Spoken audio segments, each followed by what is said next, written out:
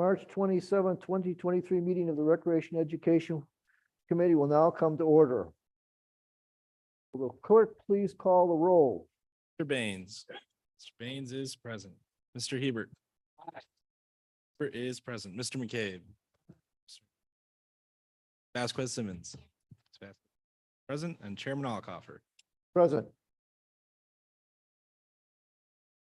Next item on the agenda is the approval of minutes. You have the February 27th, 2023 minutes before you. Oh, excuse me. Will the clerk please call the roll? What did I? Let's see. Oh, excuse me. Is there anyone signed up for the public forum? There is not. None? Okay. The next item on the agenda is the approval of minutes. You have the February 27th, 2023 minutes before you. They will stand approved unless the clerk is notified of any changes by the end of the day. Next item on the agenda is new business. Mr. Clerk. Referral number 23-0074, amend the 2023 capital budget to provide an increase in funding for the Monroe County Library System Fleet Replacement Project and authorize an interfund transfer. Motion made by Legislator McCabe, seconded by Legislator Herbert. Yes.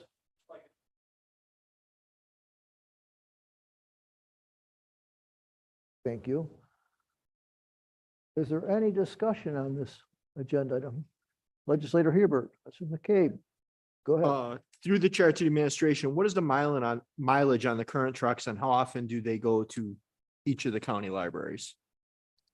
As far as the exact mileage, I am not positive, but they average about 15,400 miles a year. And the finance director and I were just talking, we think they're probably about 10 years old each. So they're significant. And then you asked me about what they do. What Do they go to each library like across the county every day, or is it on? It's Monday through Friday. It's 3 routes to hit all members that need, I mean, obviously something didn't need it, they wouldn't do it. Okay. But 2.8 million items are transferred by these trucks. And I think that gives you an idea of how much they're used.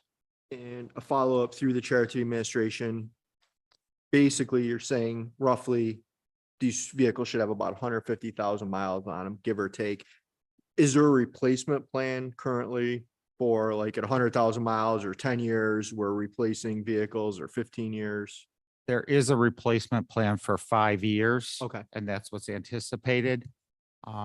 Of course, that could always change if we can, for some reason, we didn't have all the miles on a specific truck. Great, thank you. Legislator Hebert. Yes, thank you, Mr. Chairman. Through you to the administration. What will be done with the trucks that are being replaced? They go back to fleet. Through the chair, they go back to fleet, and I believe fleet auctions them off. Thank you, Mr. Chairman. That's all I have.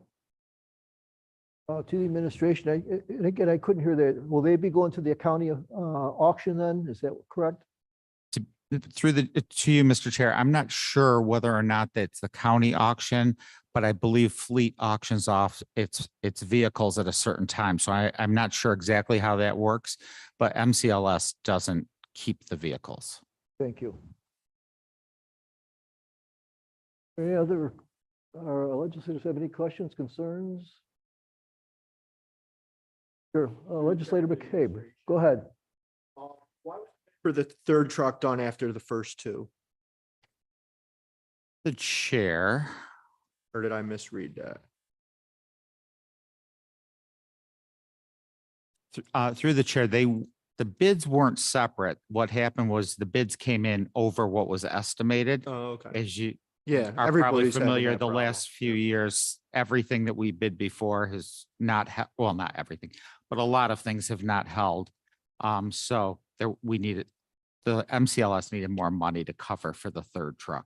Gotcha. Okay, so it was rebid then in the fall of 22, is that third one, correct? If I'm reading this right? Through the chair, that's right. Okay, thank you.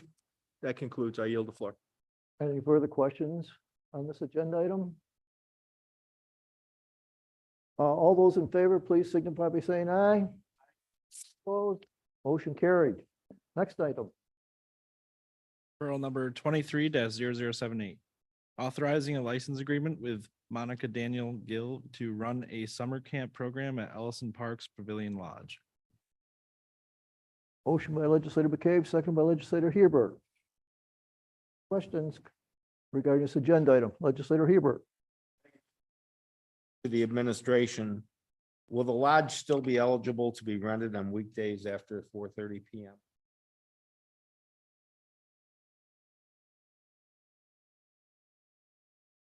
Through the chairman, Tom Morrissey from the Parks Department. Typical practice in the Parks Department is not to schedule simultaneous rentals on the same day to two different people due to the need to turn around the lodge, clean it up. So typically, if it is rented at all by one person, we would not rent it to another person or group on the same day.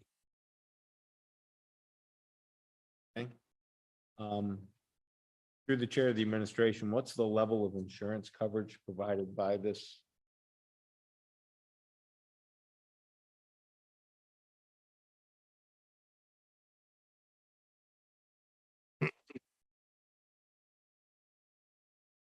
Through the chair, it would be $1 million and $3 million for general liability and $1 million for auto.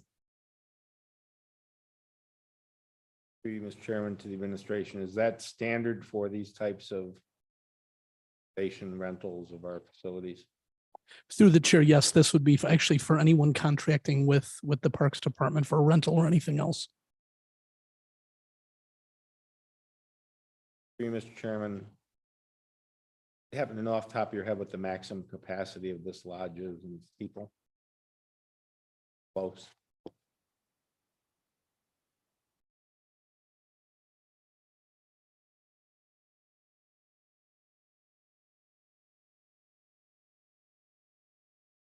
Through the chair, off the top of our heads, it's at least 60. We can look up that number and get that to you very quickly. We just don't have it right at hand. That's fine. I can look it up too. Thank you, Mr. Chairman. I yield the floor. Is there any further discussion? Baines.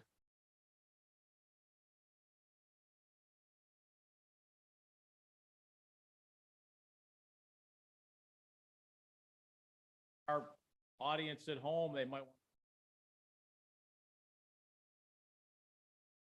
Through the chair, I was just, I should clarify this. So this isn't a county program.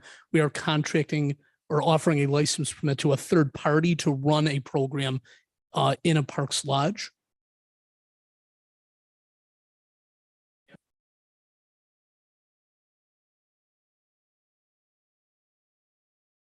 Yes, so through the chair, we were approached, the Parks Department were approached by a local high school Spanish teacher who was interested in running a day program for children aged 4 to 12, split into groups. We'd originally, she'd reached out about a number of facilities, including some that weren't actually county park lodges. Once we clarified for her what were actually county facilities, she thought Pavilion and Ellison Park fit what she was trying to do pretty well. It's an interesting program. It's a bilingual day camp for kids. So I guess all instruction is English, Spanish, bilingual. Big focus on natural appreciation and outdoor recreation and sports. It seemed like a very nice fit for this park. There's a lot of open fields and open space at Ellison to enjoy nature, see nature. We have our new meadows there, meadow restoration. That would be a nice hiking and young explorers opportunity. So it seemed like a nice fit for this park.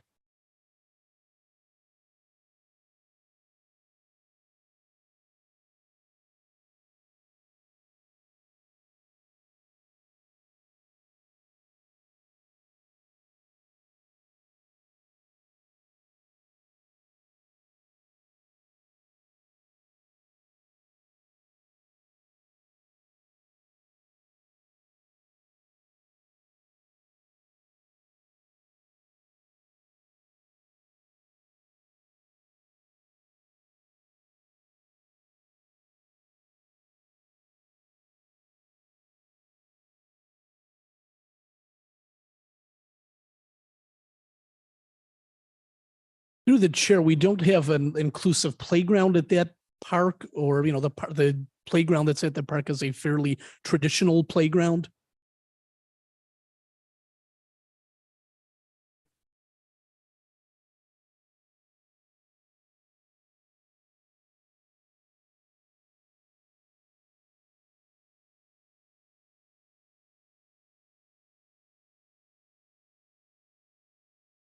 Through the chair, the restrooms in that lodge are ADA accessible.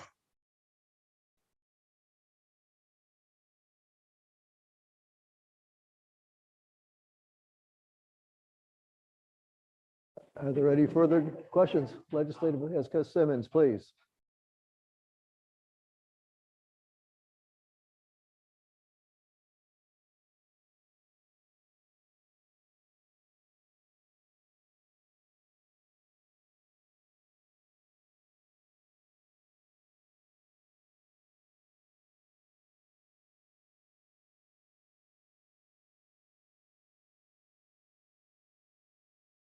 Through the chair, the name of the program is the Amazonia Summer Camp. I do not have sign up information available, but we could research that and provide that to you, legislator. Through the chair, I don't know if this is appropriate. We actually have the answer to the earlier question about capacity. It's a 75 for that lodge. Are there any further discussions on this matter? All those in favor, please signify by saying aye. None opposed, motion carried. Are there any other matters to come before the committee?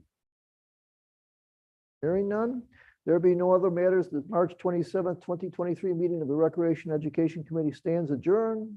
The next meeting of the Recreation Education Committee will be on Monday, April 24th, 2023 at 6 p.m.